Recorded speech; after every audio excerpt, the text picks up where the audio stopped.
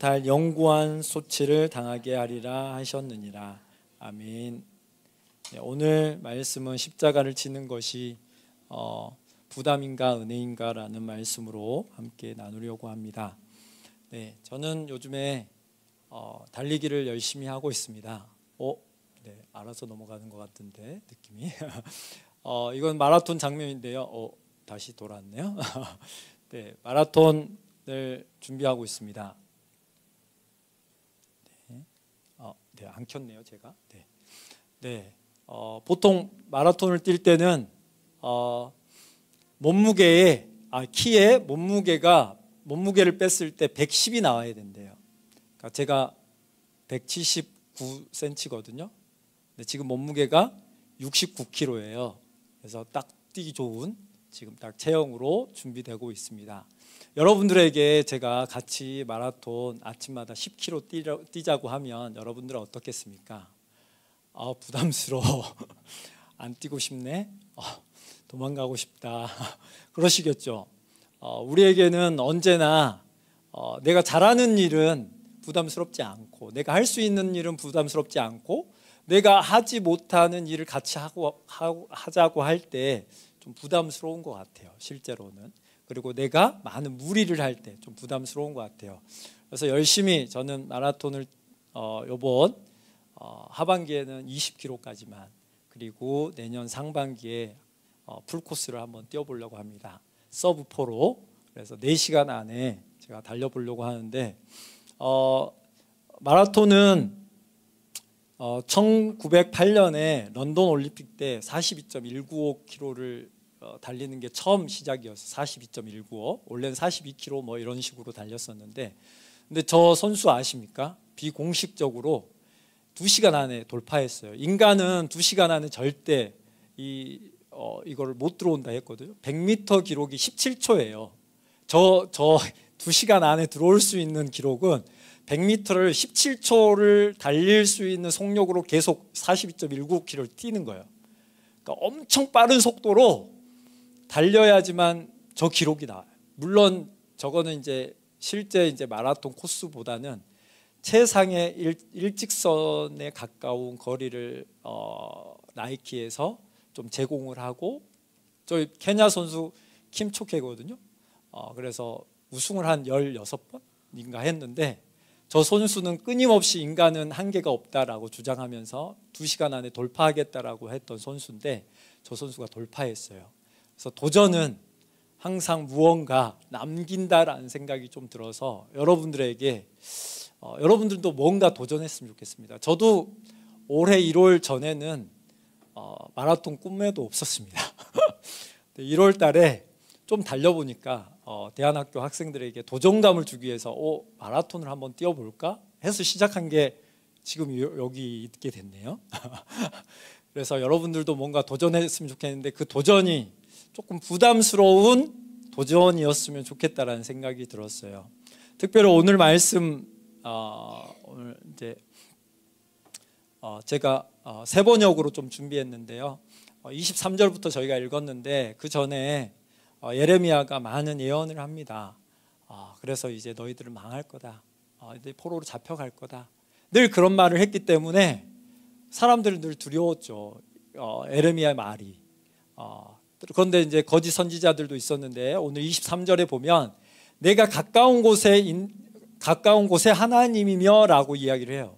내가 너희들 앞에 있어. 너희들 안에 있어. 그래서 사람이 제 아무리 은밀한 곳에 숨는다고 하여도 그는 내 눈에서 벗어날 수 없다라고 말씀하시는 거죠. 우리는 하나님 앞에 있는데 계속 어린아이처럼 눈 가리고 아웅하는 것처럼 하나님 모든 것들을 보고 계시잖아요. 내가 어디에 있든 무엇을 하든 어떤 시간을 어떻게 보내든 하나님은 우리를 다 보고 계시는데, 이 당시 때 거짓말을 하는 예언자들이 있었다라는 거예요. 그 예언자들이 뭐라고 그러냐면, 내가 어젯밤에 하나님 꿈을 꾸었어. 하나님께서 나에게 꿈을 주셨어. 그래서 내가 계시를 받았어. 얘들아 잘 들어봐. 이러면서 설명을 하는 거죠. 그래서 언제까지 거짓말을 하겠느냐, 하나님께서. 그래서 그 꿈 꾸며 환상으로 거짓을 예언하는 그들이 어떤 행위를 했냐면, 그들의 조상이 바알을 섬기며 내 이름을 잊었듯이 라고 이야기하는 거예요. 바알은 세상을 쫓았던, 그러니까 가나안 땅에 와서 가나안 풍습을 쫓은 거거든요. 하나님을 믿지만 하나님께서 나에게 넉넉한 느낌을 주지 않아. 그런데 이방 신들이 섬기는 그 신들을 보니까 풍요를 주는 것 같아. 막 소를 섬기고 막 다른 신들을 섬기니까. 그러니까 그런 행위를 하는 것이 거짓 예언이라고 이야기하는 거죠. 그래서 내 말을 받은 예언자는 충실하게 내 말만 전하는 게 내가 전하는 예언자야. 그래서 일관적으로 계속 전해왔던 예레미야를 이야기하겠죠. 그리고 알곡과 쭉정이가 어떻게 똑같겠느냐, 비슷하겠느냐, 절대 같을 수 없다. 여러분들도 아시죠? 이렇게 알곡과 쭉정이 이렇게 저만 기억하나요? 저희 할머니가 항상 이렇게 챙이질을 하면서 후후 불면 이렇게 날아가고 바람 불 때 이렇게 하면 날아갔는데, 네, 이런 이야기 하면 제가 나이가 되게 많아 보이는데 좀 되게 젊습니다. 좀 시골, 아주 깡촌에서 좀 살았기 때문에 그런 것뿐이에요. 그래서 오늘 저에게 이제 되게 어렵게 다가온 부분들이 있는데, 내 말을, 하나님의 말은 불 같다고 이야기하시고 부수는 망치와 같다라고 이야기하십니다. 결국은 하나님의 말씀대로 모든 것들이 이루어지거든요. 여러분들도 구약을 살펴보면 다 아시겠지만 에레미야 말처럼 다 이루어졌잖아요. 근데 그 말을 현실의 어려움 때문에 받아들이고 싶지 않는 마음 때문에 그 말을 거부하는 것이지, 결국은 그 말씀은 이루어진다라는 거예요. 그런데 그 말씀대로 하지 않는 자들에게 이렇게 말을 해요. 저들은 내 말을 도둑질이나 하는 이런 예언자들을 내가 대적하겠다. 그러니까 하나님을 믿고 하나님의 말로 예언하는데 하나님은 그 예언하는 자들을 대적하겠다라는 거예요. 그들이 왜 하나님의 대적자가 되는, 자기 멋대로 혀를 놀렸기 때문이라고 이해하는 거예요. 자기 하나님의 이름을 가지고 멋대로 놀렸기 때문에 그들은 나를 대적한 자들이기 때문에 내가 대적했다는 거예요. 우리도 우리 자신을 살펴보면서 하나님의 말을 가지고 내가 산다라고 하면서 다른 행동을 했을 때 하나님은 나의 적이 될 수도 있다라고 이 예레미야를 통해서 말씀하시는 것 같은 마음을 좀 받았습니다. 그러면서 어느 한 사람이나 예언자나 제사장이 너에게 부담이 되는 주님의 말씀이 무엇이냐 묻거든 이라는 질문을 합니다. 어떤 한 사람, 또 때로는 예언자, 또 때로는 제사장이 너에게 와서 하나님 말씀이 부담스러운 말씀이 뭐냐, 이 부담이 된다라는 말은 다른 번역으로는 짐이 된다. 오늘 그 개역 개정에서 엄중한 말씀이라고 번역했어요. 그런데 제가 예레미야 묵상한 지 되게 오래됐는데 이 말씀이 계속 찔려서 여러분들하고 좀 나누고 싶어서 이 엄중한 말씀, 부담이 된다라는 표현을 제가 설교 다녀와서 몇 번 했던 것 같아요. 하나님 이런 말씀 좀 부담스럽다, 그래서 전하기가 좀 어렵다, 이런 표현들을 썼는데 제가 이 부분은 개역 개정으로만 보고 다른 번역으로 보지 않았는데 새 번역과 쉬운 성경으로 요번에 이제 묵상하면서 보면서 되게 이렇게 찔리는 마음이 좀 들었어요. 그래서 부담이 된다, 짐이 된다. 뭐가 짐이 되고 뭐가 부담이 되냐? 그들이 전쟁에 맞닥뜨리게 된다라는 거예요. 그리고 전쟁에 지고 그 다음에 포로로 잡혀간다라는 것 자체가 그들에게는 엄청난 부담이죠, 실제로. 예레미야가 그 말을 하기 때문에 너가 하는 그 부담스러운 말씀이냐라고 이야기하는 거예요, 계속해서. 실제로 그 말은 우리에게 부담이 되는 말씀입니다. 전쟁을 여러분들이 만약에 한다면 남편들이 죽을 수도 있고 내가 포로로 잡혀갈 수도 있고 거짓 신세로 또 돌아다닐 수 있는 상황이 될 수밖에 없는 그런 상황. 그런데 예레미야는 더 처참하게 전쟁에 질 것이고 너희들은 포로로 잡혀가야 돼, 그게 하나님의 뜻이야 라고 이야기했기 때문에 부담스러운 말씀이죠. 그래서 너가 말하는 그 부담스러운 말씀, 그 말씀이 무엇이냐, 또 있느냐라고 질문하는 거예요. 그런데 그 부담스러운 말씀을 전하는 그에게 주님이 뭐라고 이야기하냐면 너희가 바로 나에게 부담이 된다, 그래서 내가 이제 너희를 버리겠다. 하나님의 말씀이 부담스러우면 나도 너희를 부담으로 여기고 내가 너희를 버려버리겠다, 이렇게 이야기하시는 거예요. 이 말씀이 되게 저에게 이렇게 비수처럼 되게 많이 찔림으로 왔어요. 그래서 부담이 되는 주님의 말씀이라는 말을 사용하는 예언자나 제사장이나 백성이 있으면 내가 그 사람과 그 집안에 벌을 내리겠다라고 하여라 라고 이야기하고 있어요. 하나님의 말씀은 우리로 하여금 생명을 얻게 하고 우리로 하여금 하나님의 자녀되는 말씀이지 우리를 죽이겠다라는 말씀이 아니에요. 너희들이 잘못했기 때문에 잘못을 돌이키기 위해서 심판을 받아들이라는 거예요. 회초리를 맞으라는 거예요. 근데 그 맞기를 싫어서 또 달콤한, 야, 이 아버지만 너희 아버지니? 다른 아버지가 있어. 달콤하고 사탕을 늘 주고 음료수도 주고 초콜릿도 주는 그런 부모님이 따로 있어. 그 아버지 가짜인 것 같아 라고 이야기하는 그 예언자들은 가짜라는 거예요. 그래서 나를 달콤하게 하고 내가 분명히 잘못됐다면 그 심판을 받아들이라는 거죠. 친구나 친척끼리 서로 말할 때 부담이 되는 주님의 말씀이라고 말하는 대신 주님께서 무엇이라고 대답을 하셨느냐, 주님께서 무슨 말씀을 하셨느냐라고 물어라 라고 이야기하십니다. 그러면서 부담이 되는 주님의 말씀이라는 표현을 너희가 다시는 써서는 안 된다라는, 하나님의 말씀은 부담이 아니라는 거예요. 어떠한 말씀도 부담이 아니라, 짐이 아니라는 걸 우리에게. 그런데 가끔씩 저에게는 짐으로 느껴져서 이 말씀이 엄청 찔렸겠죠. 그래서 여러분과 좀 나누려고 하는 겁니다. 그런 말을 쓰는 사람에게는 그 말이 그에게 정말 부담이 될 것이라고 하여라. 그래서 하나님의 말씀이 부담으로 여겨지고 짐으로 느낀 사람은 진짜로 그게 짐으로 느껴지고 결말은 짐으로 여겨져서 못 질 수도 있다는 거예요. 그래서 살아계신 하나님, 우리의 하나님, 만군의 주 말씀을 왜곡하는 것이기 때문이라는 거예요. 왜곡, 하나님의 말씀 자체를 왜곡하고 있다. 이 말씀 본문을 생각하면서 우리 그 한밤에 오신 분들과 무엇을 더 생각이 났냐면 예수님이 생각이 났어요. 예수님은 이 땅에 안 와셔도 되잖아요. 근데 예수님은 이 땅에 오시는 것을 마다하지 않고 기쁨으로 오신 것 같아요.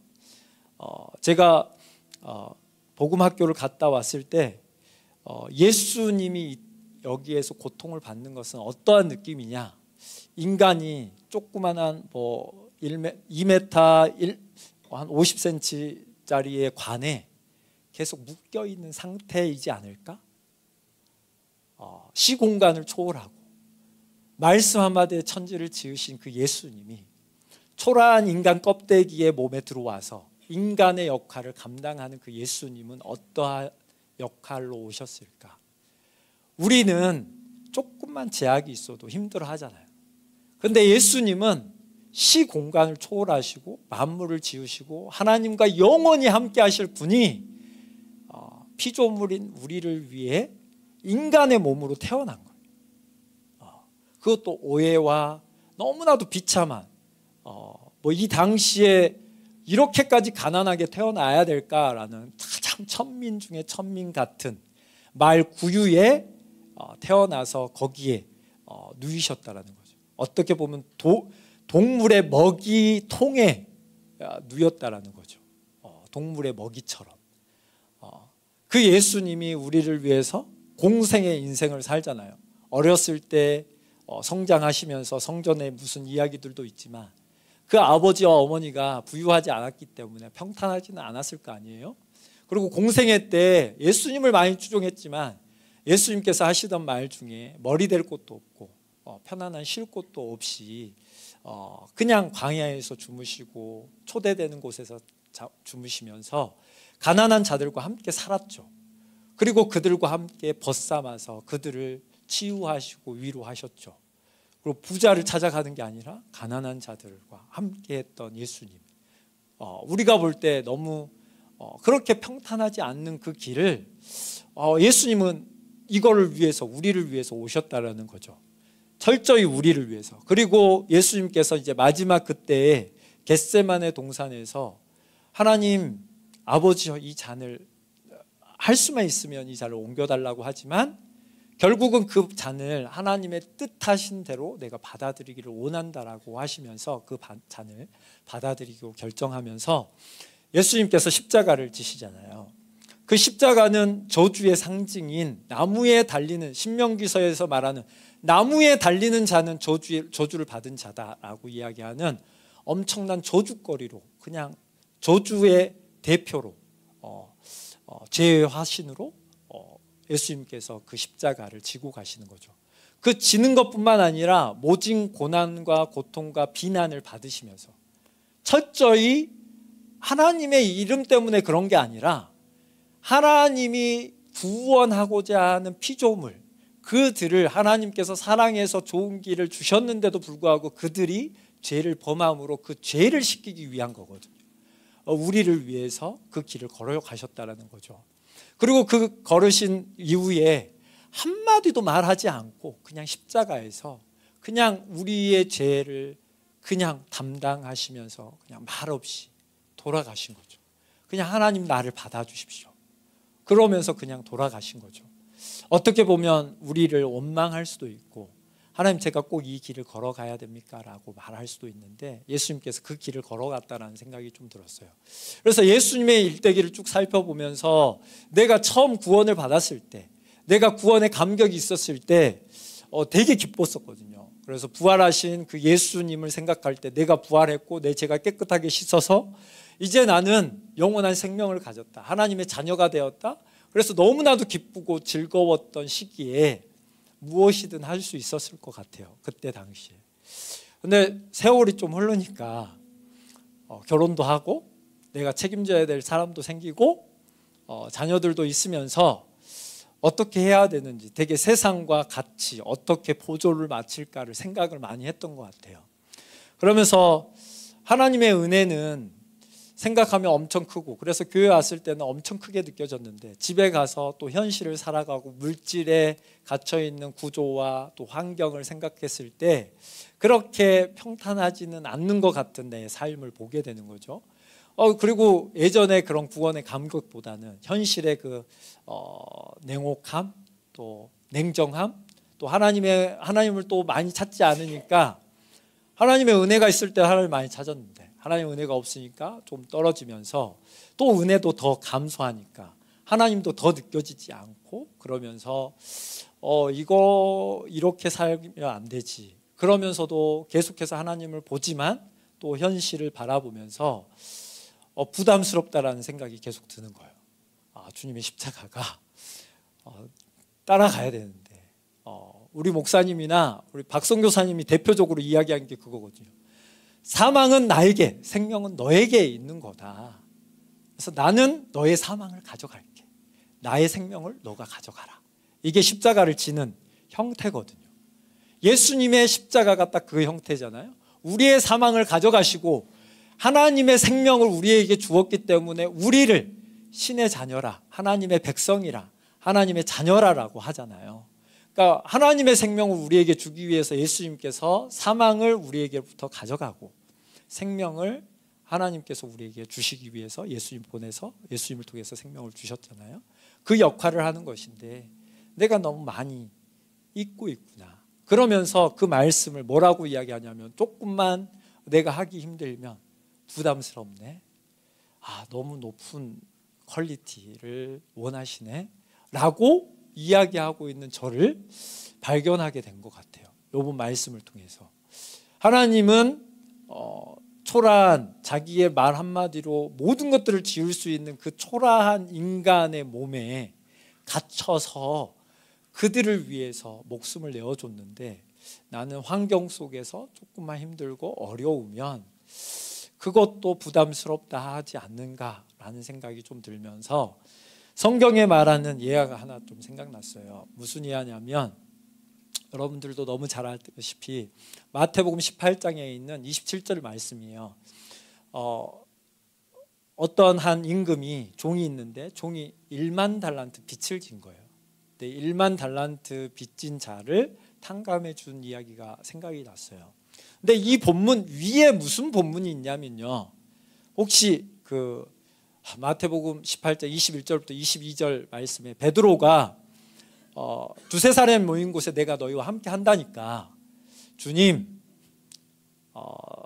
누가 내게 죄를 지었으면 몇 번이나 용서해 줄까요? 7번만 용서해 주면 되겠죠.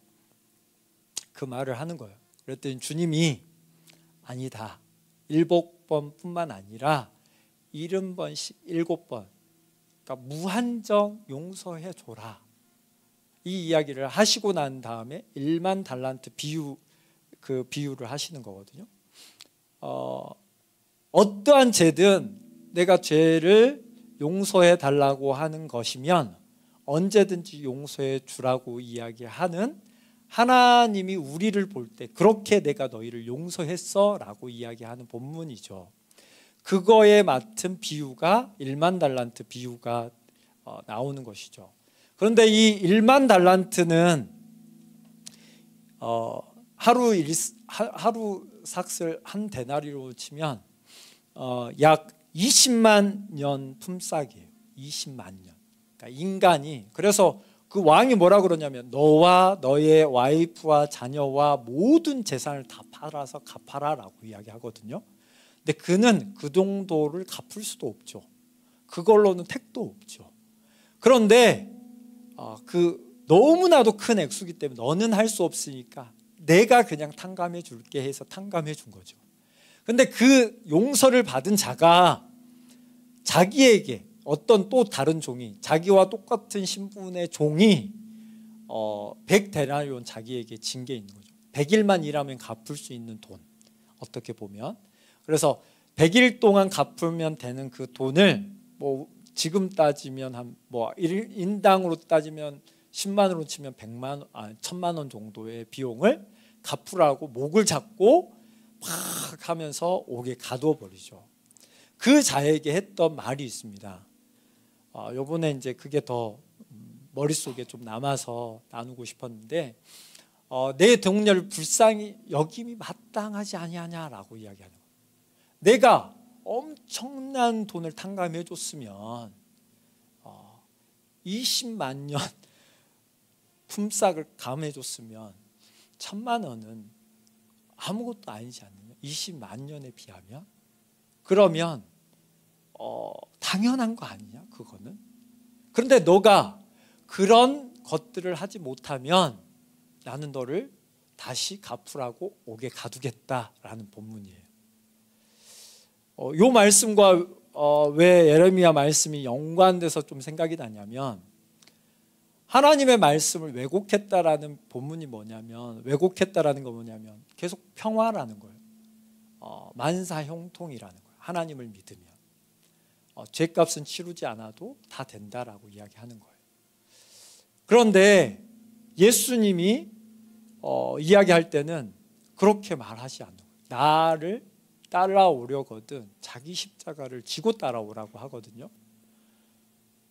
그러면서 계속해서 내가 너무 어리석게 행동하지 않을까? 요즘에 열왕기상에 제가 주일날 말씀드렸던 어린아이들한테 이야기했지만, 아도니아처럼 죽을 것 같으면 하나님 제발 좀 살려주십시오 하면서 십자가를 붙들고 주님 앞에 나아가면서 또 이제 살만하면 하나님 이러시면 안 되죠. 제가 좀 이런 것도 좀 해주고 저를 보살펴 줘야지 마땅하지 않습니까? 저를 삼았으면 자녀답게 대우를 좀 해주십시오 라고 되게 배웅망덕하게 행동하는 나의 모습이 이 본문과 너무 비슷하다라는 생각이 좀 들었어요. 우리가 하나님을 바라볼 때 어떻게 바라봐야 될까? 하나님은 우리에게 어떻게 행하셨고 어떻게 우리에게 오기를 원하시는가? 이스라엘 백성들에게 철저히 이야기하는 것 중에 하나가 구약에 쭉 살펴보면 내가 너희를 출애굽한 하나님이야 라고 이야기하거든요. 계속해서 이야기하는 게 내가 너희를 출애굽시켰어. 종에서 자유함을 줬고 그 자유함뿐만 아니라 내가 너희를 땅을 줬어. 그래서 일구게 하고 거기서 먹게 했어. 모든 전쟁은 내가 너희들을 승리하게 했어. 너희의 힘이 아니라 내 힘으로. 근데 그거에 만족하지 못하고 계속해서 그들은 다른 걸 더 원했거든요. 만족함이 없었어요. 그러면서 제 마음속에 과연 내가 만족하고 싶은 게 뭔가라는 질문이 들은 거예요. 계속 세상을 바라보면서 남들이 하는 만큼 내가 먹고 싶은 건가? 아니면 하나님이 주신 것에 하나님으로 기뻐하는 건가라는 생각들이 좀 드는 거죠. 그러면서 1만 달란트를 하나님께 받았다면 내가 그 받은 것으로 살아야 되지 않겠는가? 그게 무엇이냐? 우리에게 구원이라는 거죠. 구원.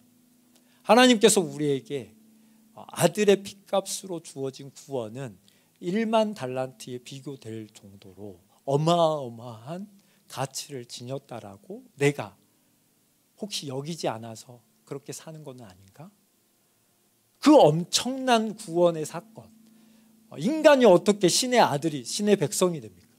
도저히 불가능한, 내가 어떠한 노력으로도 무엇을 하더라도 그 누구의 도움을 받더라도 도저히 불가능한 신의 아들이 된다는 거. 제가 강아지를 키우지만 그 강아지가 사람을 되게 한다? 그건 있을 수 없는 일이잖아요. 근데 마치 강아지가 사람이 되어서 내 가족이 된 것처럼 하나님께서 나를 여겨주신 그 은혜를 그냥 아무렇지 않게 여기는 내 모습은 아닌가? 라는 생각이 좀 들었습니다. 그러면서 내가 하나님의 말씀을 이런 짐으로 여기지 않는가? 너무 무거워요. 하나님 쫓아가기. 이런 말씀 70번씩 7번 자녀들에게 대하기 너무 어렵고 언약기를 보면 화가 나고 가끔씩 짜증내는 아들을 보면서 그 짜증을 언제까지 돌봐줘야 되냐? 나의 한계가 다 다르고, 하나님의 사랑은 70번씩 7번 내가 내 아들로 대하지 말고 하나님의 자녀처럼 대해야 되는데 계속 내 소유물로 대하고 있는 내 모습이 내가 하나님의 자녀가 아닌데? 라는 생각들을 좀 들게 하더라고요. 그러면서 어쩌면 이렇게 큰 짐으로 내가 여기고 주님을 따라가는 건 아닌가?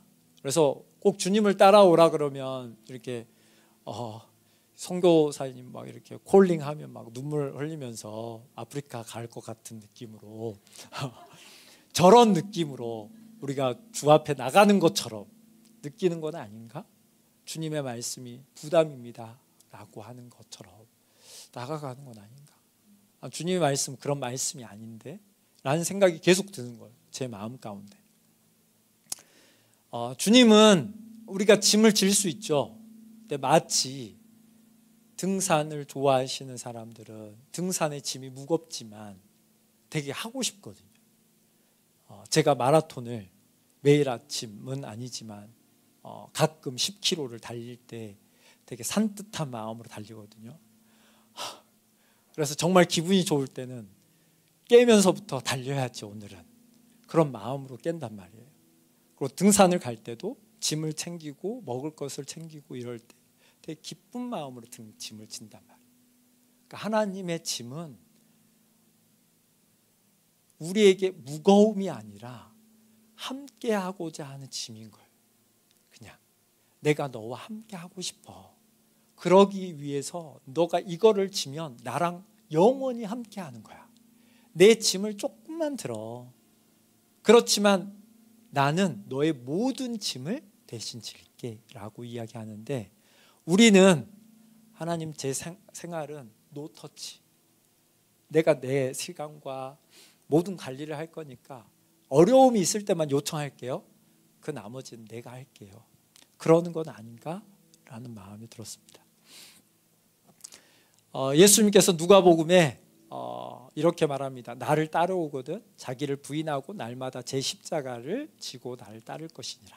마태복음에는 나를 따라오려거든 자기를 부인하고 자기 십자가를 지고 나를 따르라고 했는데, 누가복음이 되게 좋았어요. 날마다 날마다 자기 십자가를 지고 따라오라고 합니다. 여러분들은 그 십자가가 기쁨으로 여겨지십니까? 짐으로 여겨지십니까? 로마서에 이렇게 표현하고 있습니다. 자녀이면 또한 상속자. 그 상속자는 하나님의 상속자요, 그리스도와 함께한 상속자니 우리가 그와 함께 영광을 받기 위하여 고난도 함께 받아야 할 것이다 라고 이야기하고서 생각하건대 현재의 고난은, 지금의 고난은 장차 우리에게 나타날 영광과 비교할 수도 없는 것을 주겠다라고 하는 것이죠. 그래서 현재의 고난이 예수님의 십자가를 지라는 거 아니잖아요. 우리가 말하는 자기 십자가는 내가 해야 될 십자가, 우리 가정, 또 회사, 아니면 교회, 기타 내가 할 수 있는 짐이죠. 근데 예수님의 십자가는 도저히 감당할 수 없는, 정말로 내가 사랑하지도 않는 나와 원수된 자들을 위해서 그 길을 걸어가셨잖아요. 그래서 원수 되었을 때 예수님께서 그 십자가를 지셨다라고 성경에도 표현하듯이, 현재에 우리에게 닥쳐있는 고난은 고작 해봐야 자녀들을 끝없이 예수님의 사랑으로 사랑하고, 하나님의 사랑으로 주변에 있는 내가 받았던 사랑으로 사랑하는 것 뿐이잖아요. 근데 마치 이거를 사랑하면 손해인 것처럼 느껴지지만, 실제로는 우리가 이것들을 함으로 하나님의 상속자, 하나님의 자녀라는 명분이 세워지는 거죠. 너가 내 자녀로서 이렇게 행동했구나라고. 그러니까 그 길은 어떻게 보면 우리에게 영광을 주는 길인 거죠. 예수님께서 십자가가 나에게 영광이라고 이야기했던 것처럼 그 길을 걸어가는 것 자체가 우리에게 기쁨이요 즐거움인 거죠. 그래서 남들의 그 사망을 내가 가져가는 것은 하나님의 부활 생명이 있다라는 증거 있는 자만이 그것을 가져가고 싶은 거죠. 만약에 내가 부활이 없다라고 생각하는 사람은 남의 사망을 가져갔다가 내가 죽는데 어떻게 가져갑니까? 그러니까 믿음이 있는 자만이, 하나님을 믿고 예수 그리스도의 십자가와 부활을 믿는 자만이 사망을 가져가는 거죠. 그리고 그 하나님의 사랑을 내가 경험한 자만이, 내가 받은 자만이, 받은 것으로 믿고 여기는 자만이 그것을 취한다라고 믿습니다. 근데 내가 왜 그렇게 못하느냐? 그렇게 믿어지지 않으니까, 그것들이 실제로 느껴지지 않으니까 그렇게 행동한다라고 보는 거죠. 그래서 예수님은 이렇게 말합니다. 수고하고 무거운 짐진 자들아 다 내게로 오라. 내가 너희를 쉬게 하리라. 나는 마음이 온유하고 겸손하니 나의 멍에를 메고 내게 배우라. 그리하면 너희 마음이 쉼을 얻으리니 이는 내 멍에는 쉽고 내 짐은 가벼움이라 하시니라라고 이야기했는데, 우리의 짐을 예수님이 지셨잖아요. 죄는 우리가 해결할 수 있는 개념이 아니죠. 하나님께서만 모든 율법과 계명을 완성시키실 수 있어요. 그 모든 것들은 예수님께서 감당하셨고 율법의 마침이 되셔버렸고, 우리는 예수님이 하라고 하는 일을 하기만 하면 돼요. 하기만. 완성하라고 하는 게 아니라 그냥 따라만 하면 돼요. 따라만. 마음으로. 내 최선을 다해서 주님이 오라고 한 일. 나는 우리 아들을 온전히 사랑 못해. 근데 사랑하려고 마음으로 그냥 주님을 바라보면서 그냥 주님께만 맡기는 거죠. 근데 내가 완성을 시키고 싶은 거죠. 자녀를. 너는 그러면 안 돼. 인간은 이래야 돼. 그런 것처럼. 그러니까 내가 화가 나고 그걸 못 고치니까 그걸 어떻게 하면 고칠까 해서 다리뭉대를 하나 불러야 얘가 제대로 살까? 아니면 내가 몽둥이를 안 했나? 내가 사랑을 덜 했나? 그거는 주님이 하실 거고, 나는 그냥 주님께 받았던, 내가 용서를 받았으면 용서를 하고, 긍휼을 받았으면 긍휼을 주고, 내가 심판을 받았으면 심판을 주고, 그와 같이 내가 받은 대로 우리 자녀에게 또 주변에게 주님이 하라는 대로 하면 주님께서 우리를 이끌어 가실 거라고 믿습니다. 제가 이 말씀을 쭉 묵상하면서 내가 하나님의 말씀을 왜곡한 자였구나라는 생각이 좀 들었어요. 하나님의 그 어떠한 말씀, 모든 말씀은 나에게 의와 평강과 희락을 누리게 하는 길인데 그 길을 내가 닫아버렸구나. 그래서 어떨 때는 너무나도 어렵고 힘들고 고통스러운 어떠한 부분들이 하나님 너무 어렵습니다 라고 할 때도 있었거든요. 그럴 때마다 하나님은 그 길을 내가 받아들일 때, 내가 사망을 받아들일 때 나는 죽었습니다, 예수님과 함께 죽었습니다 라고 고백할 때 하나님의 생명이 나를 이끌어 하나님의 품으로 인도하실 거라고 믿습니다. 그래서 우리가 지는 짐이 원래는 예수님께서 지시기 전에는 너무나도 무겁고 힘든 짐이 맞습니다. 어떤 누구도 해결할 줄 수 있는 것이 아니었죠. 근데 그 모든 짐을 예수님께서 다 해결하셨고 우리는 예수님이 말하는 그 멍에를 메고 따라가면 됩니다. 그런데 그것이 우리가 믿기에 쉽지 않는 거죠. 그래서 하나님께서 우리에게 믿음을 더 달라고 또 우리가 예수님께서 주시는 그 은혜를 맛보아 달라고 주님께 더 나아갔으면 좋겠습니다. 우리 함께 찬양하면서 기도로 나아갔으면 좋겠습니다.